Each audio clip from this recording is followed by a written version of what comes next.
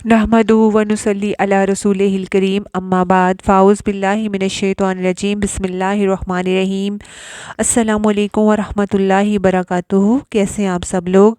अल्लाह ताला आपकी हिफाजत फरमाए, आमीन। लेसन नंबर 48 आयत 232 पिछले लेसन में भी हमने तलाक से मुतल्लिक अहकामात पढ़े थे। मज़ीद तलाक से मुतल्लिक ही आयात को देखते हैं। फ़इन तल्लक़हा, फिर अगर वो उसको तलाक दे दे। कौन? शोहर। अगर शोहर उसको तलाक दे दे, यानी 2 बार के बाद तीसरी मर्तबा तलाक के बाइन, फ़ला तहिल्लु लहू, तो नहीं हलाल उसके लिए। किसके लिए? शोहर के लिए। मिन बादु, इसके बाद, यानी तलाक देने वाले शोहर के लिए अब उसकी बीवी जिसको उसने तलाक दी हलाल नहीं रही। हाँ, एक सूरत हो सकती है, और वो क्या? हत्ता तांकिहा ज़ौजन गैरा, यहाँ तक कि वो निकाह करे किसी शोहर से, गैरहू, उसके अलावा, यानी पहले शोहर के अलावा। मसलन अगर एक औरत को तलाक हो गई, उसकी इद्दत पूरी होगी। अब ये तलाक तीसरी तलाक थी, तलाक बायना थी। अब उस सूरत में ना तो रुजू हो सकता है और ना ही वो शोहर दोबारा निकाह कर सकता है, क्योंकि 3 दफ़ा तलाक हो गई। अब क्या है, इस तलाक याफ्ता औरत को कहीं और से प्रपोज़ल आया, उसने शादी कर ली। अब वो जो दूसरा शोहर था उसने भी क्या किया? तलाक दे दी, या फिर वो फोत हो गया।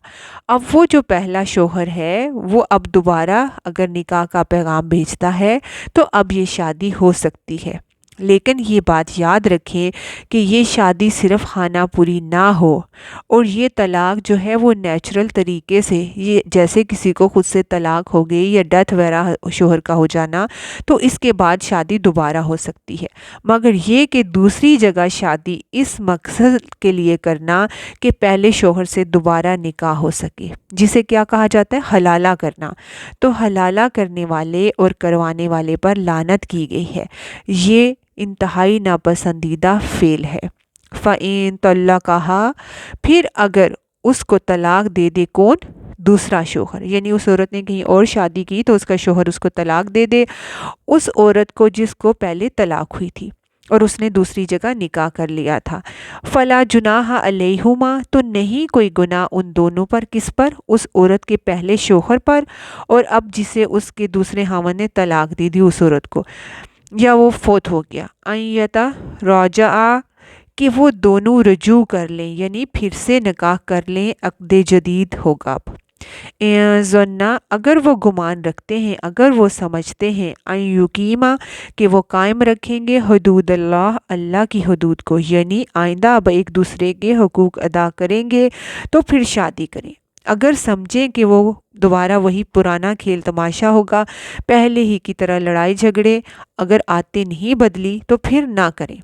तिल का हदूद अल्लाह ही, ये अल्लाह की हदूद हैं। युबय्यिनुहा लिकौमिन यालमून, बयान करता है उनको अल्लाह उन लोगों के लिए जो इल्म रखते हों, क्योंकि जिनके पास इल्म नहीं, समझ नहीं, वो फिर अल्लाह की हदूद को जानते ही नहीं। यानी अल्लाह ताला ने सारे कायदे कानून तो बता दिए हैं, लेकिन जिसके पास इल्म नहीं, उनको पता ही नहीं। इस वजह से लोग जहालत में बहुत सारे गलत काम करते रहते हैं, और ख़ास तौर पर एक ही वक्त में कई तलाक़ें देने का गलत काम। व इज़ा तलक़्तुम मुन्निसा, और जब तुम औरतों को तलाक दे दो, ये आम हुक्म है। फ़बलगना अजलहुन्ना, फिर वो पहुँच जाएं अपनी मुद्दत को। अजल किसको कहते हैं? मुद्दत। और मुराद क्या है यहाँ? इद्दत, तीसरा हैज़, तीसरे हैज़ के ख़त्म होने को पहुँच जाएं, यानी बस अब मामला ख़त्म होने के करीब ही है। फ़अम्सिकूहुन्ना, तो रोक लो उनको, बिमारूफ़िन, भले तरीके से, औ सरिहुहुन्ना बिमारूफ़, या रुखसत कर दो उनको मारूफ़ तरीके से, भले तरीके से। पीछे क्या कहा गया आयात में? कि एहसान के साथ रुखसत करो, और अब यहाँ क्या? मारूफ तरीके से। अब देखें कि तलाक का तरीका ये होता है कि शोहर जो है वो तोहर ही की हालत में उसे طلاق دے۔ طہر کیا ہوتا ہے؟ پاکیزگی کی حالت میں، یعنی کہ مینسز وغیرہ نہ ہوں، اور اس طہر میں جس میں وہ اپنی بیوی سے جسمانی تعلق قائم نہ کیا ہو، اس طہر میں ایک مرتبہ بول کر کہے یا لکھ کر کہے کہ میں تم کو طلاق دیتا ہوں، اس کے بعد وہ اس سے الگ ہو جائے۔ عورت ابھی وہ گھر نہیں چھوڑے گی، اسی گھر میں رہے گی، کیونکہ ہو سکتا ہے کہ شوہر نے غصے میں کہہ دیا ہو یا کسی کے بھڑکانے پر کہہ دیا ہے، اور جب اس کا غصہ ٹھنڈا ہو جائے تو وہ واپس پلٹ جائے، لیکن جس تاریخ سے اس نے ایسا کیا اس دن سے اس کی عدت شروع ہوگی۔ عورت کی عدت کیا ہے؟ 3 مرتبہ حیض آنا۔ پیچھے آپ پڑھ چکے ہیں کہ طلاق یافتہ عورتیں 3 حیض تک انتظار کریں، یعنی دوسری شادی نہ کریں۔ عورت اپنے شوہر کے گھر ہی رہے گی ان 3 حیض کے آنے تک۔ اب یہ جو فَبَلَغْنَ أَجَلَهُنَّ جو ہے، کہا کیا ہے؟ تیسری مرتبہ حیض آ گیا اور ابھی وہ پاک نہیں ہوئی۔ اس میں ایک رائے یہ بھی ہے کہ جس دن تیسرا حیض آ گیا تو معاملہ یعنی کہ عدت ختم ہو گئی، اور دوسری رائے یہ بھی ہے کہ جب حیض ختم ہوا تو عدت ختم، یعنی دونوں میں بس کچھ ہی دن کا فرق ہے۔ بہرحال اب تیسرا حیض شروع ہو گیا، اب کیا ہے؟ جو ہی وہ پاک ہوگی اس کی عدت ختم ہو جائے گی، اور اگر اس دوران شوہر نے رجوع نہیں کیا تو یہ عورت اب اس گھر میں نہیں رہے گی، کیونکہ طلاق اب ہو چکی ہے۔ اب وہ وہاں سے والدین کے گھر یا جدھر بھی اسے جانا ہے وہ چلی جائے گی۔ اس مرحلے کو کیا کہا گیا کہ او سریحوہن بمعروف، کہ جس وقت وہ رخصت ہو رہی ہوں، جا رہی ہوں، تو اسے کچھ دے دلا کے بھلے طریقے سے، اچھے طریقے سے اس کو گھر بھیج دو، یعنی معروف طریقے سے۔ پھر وہ عورت اب اپنے ماں باپ کے گھر ہے اور اس کے اب رشتے آنا شروع ہو گئے ہیں۔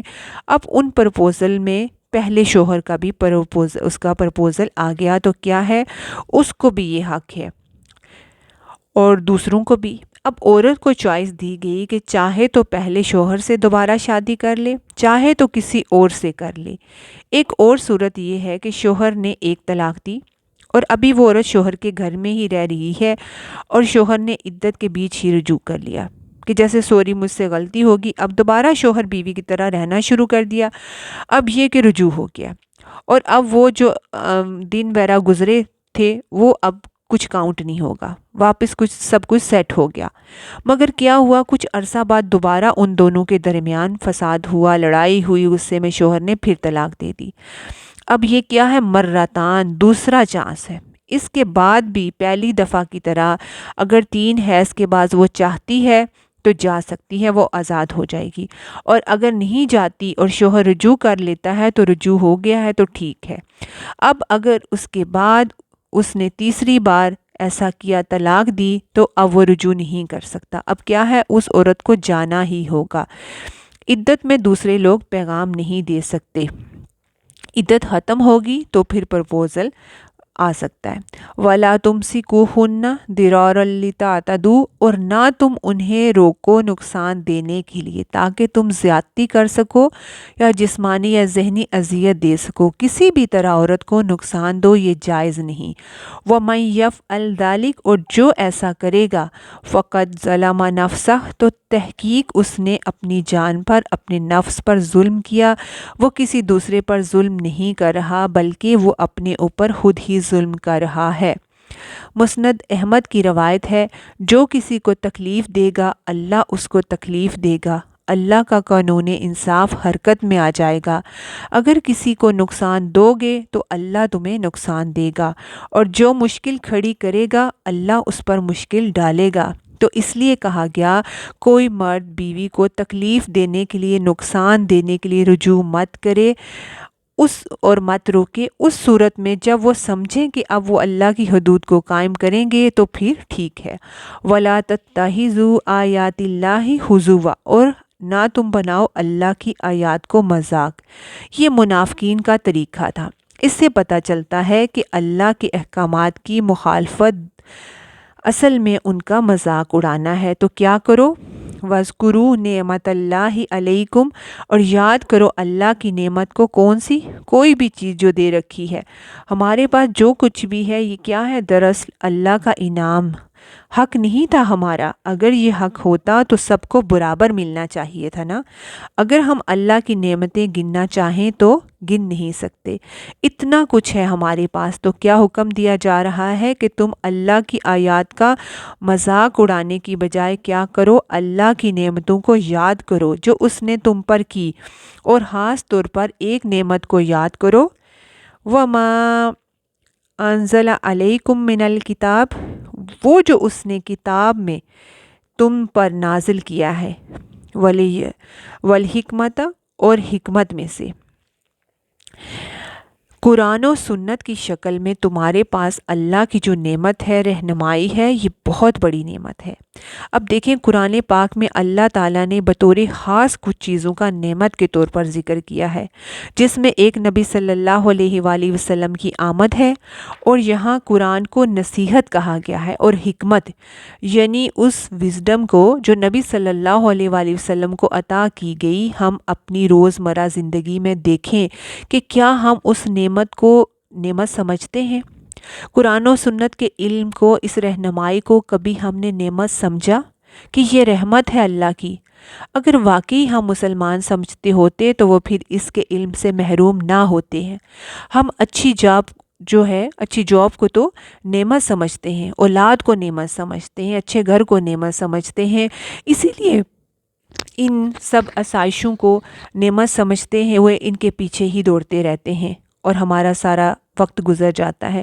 لیکن قرآن، اللہ کے رسول کی بات، اور قرآن جو ہے، اگر کوئی اس کو نعمت سمجھے تو وہ کبھی اس سے محروم نہ رہے، کبھی اس سے دور نہ جائے، ہر قیمت پر اس کو حاصل کرے۔ طلاق کی بات کے دوران نعمت کا اور قرآن کی نعمت کا ذکر کیوں کیا گیا؟ اس لیے کہ یہ گھروں میں سکون اسی سے ہو سکتا ہے جب انسان کے پاس رہنمائی ہوتی ہے، ہدایت ہوتی ہے، تو اس کے اندر کی صفائی ہوتی رہتی ہے، اور پھر دوسروں سے تعلقات بھی اچھے رہتے ہیں۔ جب قرآن سے ہمارا تعلق مضبوط ہوگا تو گھروں میں بھی سکون ہوگا، باہمی تعلقات بھی اچھے ہوں گے، ایک دوسرے کے حقوق کو پامال نہ کیا جائے گا۔ اس لیے اس نعمت کو بولا گیا کہ اس کو نعمت سمجھو، اس کو سمجھو اور اس پر عمل کرو تاکہ یہ معاملات تمہارے ٹھیک ہوں۔ یعظکم بھی، تمہیں اس کے ذریعے نصیحت کر رہا ہے، کس کے ذریعے؟ قرآن کے ذریعے۔ واتقوا اللہ، اور اللہ سے ڈرو، اور وَاعْلَمُوا، اور جان لو، ان اللہ بکل شیء علیم، کہ بے شک اللہ کو ہر چیز کا علم ہے، اس کو سب پتہ ہے، وہ سب جانتا ہے۔ پھر فرمایا وَإِذَا طَلَّقْتُمُ النِّسَاءَ، اور جب تم طلاق دے دو عورتوں کو، فَبَلَغْنَ أَجَلَهُنَّ، تو وہ اپنی مدت کو پہنچ جائیں، یعنی عدت پوری ہو گئی۔ اب کیا ہے؟ فَلَا تَعْضُلُوهُنَّ، تو نہ تم ان کو روکو، أَن يَنكِحْنَ، کہ وہ نکاح کر لیں، أَزْوَاجَهُنَّ، اپنے شوہروں سے، یعنی ایک طلاق ہوئی یا دو ہوئیں، جو طلاق رجعی تھی، شوہر نے رجوع نہیں کیا، عدت گزر گئی، لیکن پچھلے شوہر کو ایک حق ہے، اور وہ کیا ہے؟ دوبارہ نکاح کرنے کا۔ جیسا کہ میں نے پہلے بھی عرض کیا کہ اگر عورت عدت کے بعد فارغ ہو چکی ہے، اب وہ شادی کر سکتی ہے کہیں، تو وہ اس کا شوہر جو تھا، وہ اس کا پہلے والا شوہر دوبارہ آ گیا کہ میں دوبارہ شادی کرنا چاہتا ہوں، نکاح کرنا چاہتا ہوں، تو ایسے میں اکثر کیا ہوتا ہے کہ لڑکی کے گھر والے، باپ بھائی آڑے آ جاتے ہیں کہ اب تو ایسا نہیں ہو سکتا، یہ ہماری غیرت عزت کا معاملہ ہے۔ نبی صلی اللہ علیہ وآلہ وسلم کے زمانے میں بھی ایسا ہی ہوا۔ کسی عورت کی عدت کے بعد جب اس کے شوہر نے دوبارہ پیغام بھیجا تو اس کے بھائی آڑے آ گئے، تو نبی صلی اللہ علیہ وآلہ وسلم نے اس سے روکا، اور پھر قرآن میں حکم آ گیا کہ تم نہیں روک سکتے، کیونکہ بعض اوقات طلاق جذباتی فیصلہ ہوتی ہے، اور میاں بیوی کے دل پھر ملے ہوتے ہیں، وہ واپس ملنا چاہتے ہیں، مگر دوسرے لوگ آڑے آ جاتے ہیں، تو یہاں اس سے روکا گیا کہ اس میں رکاوٹ نہ ڈالو، ان کو واپس جانے دو، کیونکہ ابھی اس کے شوہر کو تیسری طلاق دینے سے پہلے، دو طلاقوں کے دینے کے بعد تیسری کا بھی اس کو حق ہے کہ وہ اپنی بیوی کو واپس لوٹا لے۔ وَإِذَا تَرَادَوْا، बैनहुम बिलमारूफ, जब वो आपस में राज़ी हों भले तरीके से। इससे ये भी बात पता चलती है कि निकाह के मामले में औरत को हक दिया गया कि वो निकाह के मामले में अपनी पसंद नापसंद का इजहार कर सकती है। उससे किसी और से जबरन निकाह पर मजबूर ना किया जाए। अगर उसका दिल कहीं ना हो तो उस पर ज़ोर ना डाला जाए। सही मुस्लिम की हदीस है, किसी मुतलका या बेवा औरत का निकाह नहीं किया जाएगा जब तक कि उसका हक हुक्म ना लिया जाए, बोल कर उसकी इजाज़त ना ली जाए, और ना किसी दोशीज़ा का जिसकी शादी नहीं हुई उसका भी निकाह ना किया जाए यहाँ तक कि उसकी इजाज़त ली जाए। लोगों ने पूछा, ए अल्लाह के रसूल, उसकी इजाज़त क्या होगी? फरमाया, ये कि वो चुप हो जाए, यानी मना ना करे, और ये कि उसका भाई या बाप उससे पूछे। ज़ालिका युअज़ु बिही मा कान मिनकुम युमिनु बिल्लाहि वल यौमिल आखिर, इस बात की नसीहत की जाती है हर उस शख्स को जो अल्लाह और यौम आखिरत पर ईमान रखता हो। किस बात की नसीहत? कि जब गुज़िश्ता शोहर और बीवी दोबारा आपस में निकाह पे राज़ी हों तो तुम उनको मत रोको। ज़ालिकुम अज़का लकुम व अतहर, ये तुम्हारे लिए ज़्यादा पाकीज़ा है, पाक है। तुम ये समझते हो कि हमारे लिए बेइज्जती या आर का मुकाम है कि हम अपनी बेटी को दोबारा वापस भेज दें? फरमाया, नहीं, वहाँ वापस भेजना ज़्यादा पाकीज़ा बात है अगर वो खुद जाना चाहती है। वल्लाहु यअलमु व अंतुम ला तालमून, और अल्लाह जानता है और तुम नहीं जानते। यानी बाज़ औक़ात अल्लाह ताला का कोई हुक्म हमारी समझ में नहीं आता कि इसमें क्या मसलहत है, या इंसान कहे कि मेरी तो अक्ल में ये बात नहीं आती या मेरी अक्ल नहीं मानती। तो ये सब बातें गलत हैं। समझ आए ना आए तब भी ये याद रखें कि अल्लाह तुमसे ज़्यादा जानता है। तो जो नहीं जानता वो किसकी बात मान ले? उसकी जो जानता है। सब जाहिल हैं और इल्म अल्लाह ही रखता है।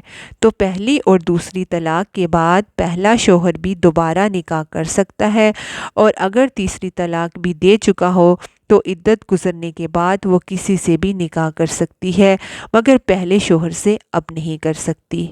अस्सलामु अलैकुम व रहमतुल्लाह।